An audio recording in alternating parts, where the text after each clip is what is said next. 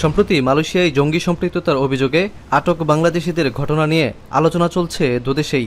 দেশটির পুলিশ জানিয়েছে, সন্দেহভাজনরা প্রবাসী বাংলাদেশিদের মাঝে চরমপন্থী বিশ্বাস ও আদর্শ ছড়াচ্ছিলেন।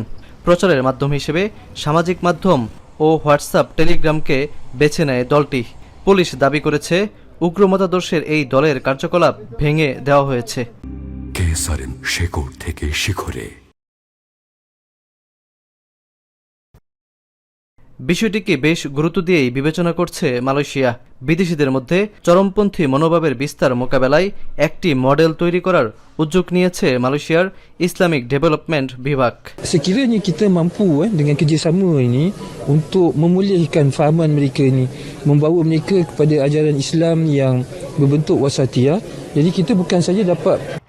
এদিকে জঙ্গি তৎপরতার সঙ্গে দেশের নাম উঠে আসায় দীর্ঘদিনের সুনাম নষ্ট হয়েছে বাংলাদেশি প্রবাসীদের। নিজেদের ভাবমূর্তি সহ ভবিষ্যৎ নিয়ে এমন উদ্বেগ দেখা দিয়েছে অনেকের মাঝে। তবে বিশ্লেষকরা বলছেন, আকস্মিক এই ঘটনা দীর্ঘদিনের বন্ধুসুলভ দ্বিপাক্ষিক সম্পর্কে ছেদ ফেলবে না। এই যে জঙ্গি, সে বাংলাদেশি হোক, মালয়েশিয়ান হোক বা অন্য যে কোনো দেশেরই হোক, সে মালয়েশিয়ার জন্য যেমন থ্রেট, বাংলাদেশের জন্য তেমনই থ্রেট। তারা দেশ ও জাতির শত্রু। তাদেরকে আমাদেরকে শক্ত হাতে দমন করতে হবে। এমন অপরাধমূলক কর্মকাণ্ড থেকে বিরত থাকা সহ মালয়েশিয়ার আইন শৃঙ্খলা ও সামাজিক শৃঙ্খলা বজায় রাখতে প্রবাসীদের প্রশিক্ষণ দেওয়ার তাগিদ দিয়েছেন তিনি, যার উদ্যোগ নিতে হবে হাইকমিশনকে।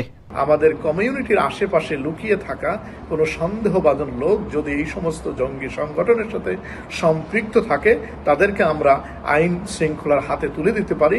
অথবা যদিও যারা এই সংগঠনের সাথে কোনো মনোভাব পোষণ করেন, পজিটিভ মনোভাব পোষণ করেন, তারা যাতে ওখান থেকে ফিরে আসতে পারেন, তারা যাতে এই জঙ্গি সংগঠনের সাথে ইনভলভ না হতে পারেন, এজন্য আমাদের অ্যাওয়ারনেস প্রোগ্রাম করা দরকার।